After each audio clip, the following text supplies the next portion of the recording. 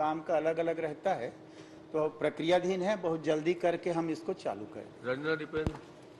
माननीय अध्यक्ष महोदय जी, मेरे प्रश्न का उत्तर पूरा नहीं मिला है, इसलिए मैं माननीय मंत्री जी से जानना चाहती हूँ, क्या उक्त कॉम्प्लेक्स निर्माण के लिए सामान्य सभा में अनुमोदन लिया गया है? पहला है।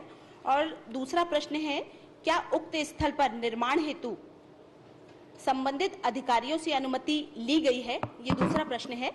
तीसरा है, क्या नगर निवेश से अनापत्ति ली गई है? ये तीसरा प्रश्न है। और ये चौथा, कि कितने दुकानों के लिए अनुमति ली गई है? चार प्रश्न एक साथ दिया है उन्हें, चार प्रश्न एक साथ किया है, चारों प्रश्न का एक बार जवाब दे दीजिए। अच्छा, माननीय अध्यक्ष महोदय, परिषद ने अनुमति दी है। ये परिषद का प्रस्ताव 18/11/2020 को उप स्वास्थ्य केंद्र के पास सामुदायिक कॉम्प्लेक्स निर्माण स्थल का परिषद का इसका खसरा नंबर 304 में वार्ड क्रमांक 14 में 4 नग शॉपिंग कॉम्प्लेक्स डबल डेक प्राक्कलन स्थल अनुसार पुनरीक्षित कर प्राप्त दर पर निर्माण कराए जाने की स्वीकृति प्रदान की जाती है। भूमि का आवंटन कलेक्टर द्वारा कर दिया गया है। अग्रिम आधिपत्य उनसे प्राप्त होने के बाद कार्य प्रारंभ किया गया था माननीय अध्यक्ष महोदय। दूसरा प्रश्न है। और तीसरा, अनुमति लेने का जहां तक बात है, अनुमति तो नगर परिषद ने दे दिया है, परिषद की सभा ने पारित किया है 2020 में, और परिषद ने पारित किया है, उसमें अलग से अनुमति लेने की जरूरत नहीं पड़ती। और सरकारी काम के लिए अलग से डायवर्सन कराने की जरूरत नहीं पड़ती। उसका एस्टीमेट टीएस स्वीकृत हुआ है, उसके आधार पे निकाय के निधि से बनाया जा रहा है, निकाय की निधि से स्वीकृत की गई, निकाय की निधि से बनाया जा रहा है, शासन ने अनुमति दी है। माननीय अध्यक्ष महोदय, निकाय में कौन सी निधि होती है और कौन सी निधि से यह बनाया जा रहा है, मेरी जानकारी। माननीय अध्यक्ष महोदय, निकाय के पास जो प्रॉपर्टी टैक्स आता है और निकाय के जब तो जो टैक्स आते हैं, शासकीय जो अनुदान रहता है, उसमें जो बचत राशि रहती है वो निकाय निधि होती है, तो उस निकाय के निधि से बनाया जा रहा है। अध्यक्ष महोदय जी, एक प्रश्न और है, क्या आप जो यह कॉम्प्लेक्स बना रहे हैं, वर्तमान में प्रकरण अपर आयुक्त रायपुर संभाग रायपुर के समक्ष विचाराधीन है? क्या यह न्यायालय में इसमें स्थगन के लिए कोई आदेश आपको प्राप्त हुआ है? जी हाँ माननीय अध्यक्ष महोदय, पहले उस जमीन के लिए इन लोगों ने रास्ता की मांग किया था, तहसीलदार के पास आवेदन दिया गया था, तहसीलदार ने उसको निरस्त कर दिया।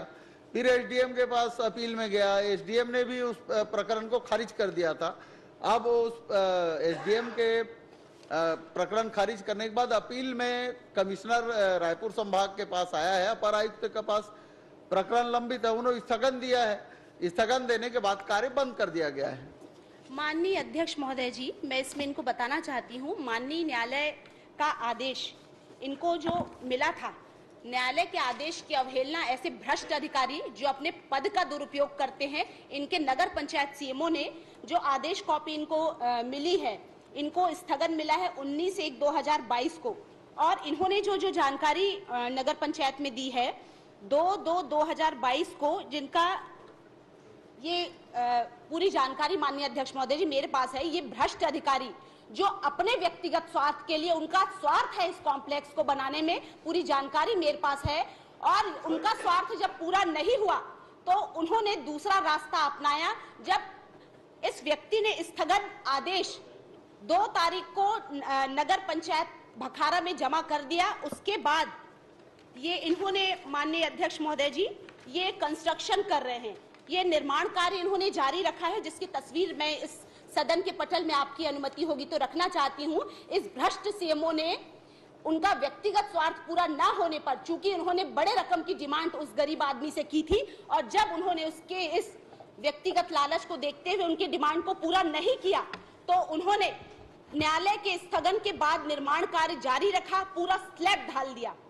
माननीय अध्यक्ष महोदय जी, मैं माननीय मंत्री जी से केवल इतना कहना चाहती हूँ, क्या इस भ्रष्ट अधिकारी जिन्होंने माननीय न्यायालय की भी अवहेलना की है, उनके आदेश की अवहेलना की है, केवल और केवल व्यक्तिगत स्वार्थ में, क्या आप उस अधिकारी को निलंबित करेंगे? क्या